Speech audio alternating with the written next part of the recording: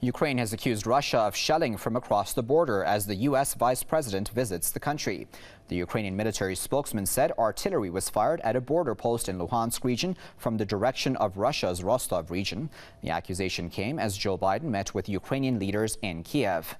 Ukraine's government is hoping Biden will use his visit to announce further assistance from Washington for Kiev in the struggle against pro-Moscow forces in eastern Ukraine.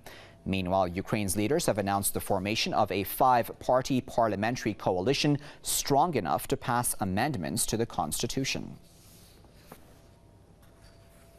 To discuss that further, we're now joined by Dr. Marcus Papadopoulos, who is the editor of Politics First, and he's joining us live now via Skype from London. Sir, thanks for joining us once again here on Press TV. Now, wondering, is this essentially a ploy of sorts? Because obviously Kiev is hoping for some military assistance from the United States. Well, let's just be clear about something. Anyone who's been monitoring the developments in Ukraine for the last year will realize that Ukraine has joined the infamous club of those countries around the world which have been devastated through Western interference. So from Iraq to Libya to Syria, and Ukraine is now firmly a member. But Joe Biden's visit today is not coincidental. It's the first anniversary since the Maidan protests erupted last year, and it's a way of the Americans trying to cement their position now in Ukraine, because this February there was a coup in Ukraine in which a democratically elected leader was overthrown, and without any doubt about it, Washington and Brussels were behind that coup. So certainly with a pro-Western government in power in Kiev, they will be looking towards America principally, but also the European Union for economic assistance, political assistance, and also military assistance as well, because we must not forget that there is still a civil war in the east of the country.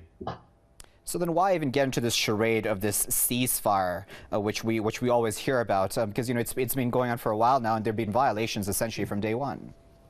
Well, no one wants to see war, because war is a dreadful act.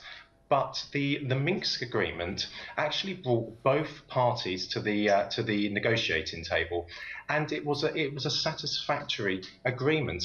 However, Ukrainian forces and Ukrainian ultra-nationalist neo-Nazi paramilitaries have kept on shelling parts of Donetsk and Lugansk pretty much from the day the agreement was signed.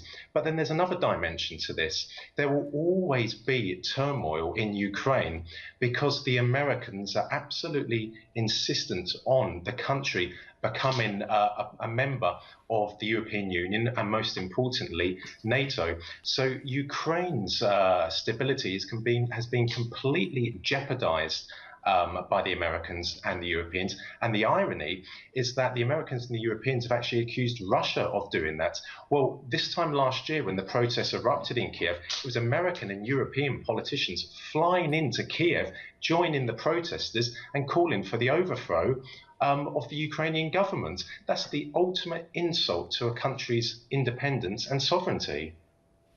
Indeed. Well, we'll leave it there at that point. But of course, as always, we do appreciate you speaking to us. That was Dr. Marcus Papadopoulos, who was speaking to us live via Skype from London.